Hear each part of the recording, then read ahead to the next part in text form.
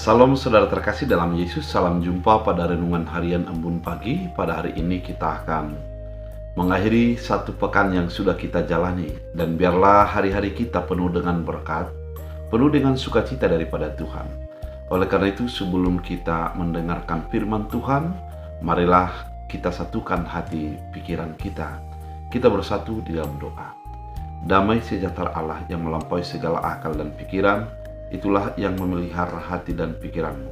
Dalam Kristus Yesus Tuhan. Amin. Saudara terkasih, firman Tuhan untuk kita dari Yosua 3 ayat 5. Dalam bahasa Batak Angkola dikatakan, "Didok si Yosua matuhalak Israel, payas hamuma dirimu ake acogot benon di Tuhan mahamangan di tonga-tongamu." Dalam bahasa Indonesia, berkatalah Yosua kepada bangsa itu, "Kuduskanlah dirimu sebab besok Tuhan akan melakukan perbuatan yang ajaib di antara kamu." Demikian firman Tuhan. Saudara terkasih di dalam Kristus Yesus, perjalanan orang Israel dari Mesir yang akan tiba di Kanaan mendapat waktu 40 tahun. Mereka harus menjadi kudus, mereka harus menjadi patuh, dan harus menjadi orang yang takut dan setia kepada Allah. Keadaan ini menjadikan umat Israel menjadi umat yang selalu mengingat Allah dalam kehidupan mereka. Tidak ada kata lain, di dalam tantangan, di dalam sukacita, Allah lah yang menjadi andalan mereka. Coba kita bayangkan ketika mereka akan melewati Sungai Yordan dan menyeberang ke tanah Israel, tanah Kanaan. Mereka mendapat halangan yang begitu berat. Bagaimana akan melewati sungai itu?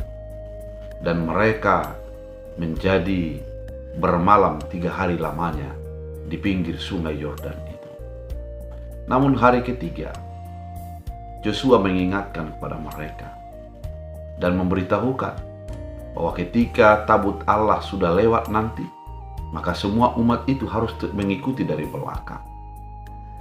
Dan ada satu kalimat yang dinyatakan di mana dalam nats yang kita baca pada hari ini, yaitu, "Kuduskanlah hatimu karena Tuhan akan melakukan kebaikannya besok hari." Saudara terkasih di dalam Kristus Yesus, tantangan sungai yang akan dilewati merupakan sebuah buah pergumulan yang berat bagi mereka pada saat itu. Namun, ada sebuah prinsip yang harus diingat umat kesayangan Allah itu. Mereka harus ingat bahwa mereka harus menguduskan diri, percaya sepenuhnya kepada Allah, dan Allah akan berperan untuk menyelesaikan persoalan yang mereka hadapi. Saudara terkasih, menjadi menguduskan diri artinya adalah pemberian yang total kepada Allah atas kehidupan yang dimiliki. Ketika dikatakan menguduskan diri, artinya tak ada tawaran yang lain untuk menjadi hidup sesuai dengan berkenan kepada Allah. Ketika menghadapi tantangan, maka pengharapanlah yang akan menghidupinya. Hidup dalam pengharapan artinya mengimani apa yang menjadi kehendak Tuhan, mengimani apa yang akan dilakukan Tuhan dalam mengatasi perkara yang dihadapi. Mungkin tidak sesuai dengan keinginan dan waktu yang kita pikirkan, tapi yang pasti sesuai dengan apa yang Tuhan rancangkan, dan itulah kebaikan.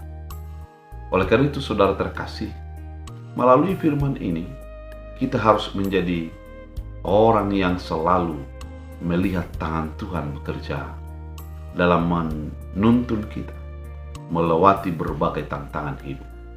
Maka tetaplah hidup di dalam kekudusan, tetaplah hidup dalam iman, karena kalau tangan Tuhan yang bekerja, kita akan menjadi nyaman dan diseberangkan sesuai dengan kehendak Tuhan. Biarlah firman ini menjadi kekuatan bagi hidup kita. Kita berdoa. Terima kasih Tuhan atas firman yang begitu indah, mengingatkan kami bahwa kami harus hidup kudus, harus sesuai dengan berkenan kepada Tuhan. Biarlah firman menjadi tetap berakar berbuah. Sembuhkan yang sakit, kuatkan yang lemah, hiburkan yang sedih, dan berliarlah setiap kami seturut kehendak-Mu. Dalam Kristus Yesus. Amin. Tuhan Yesus memberkati.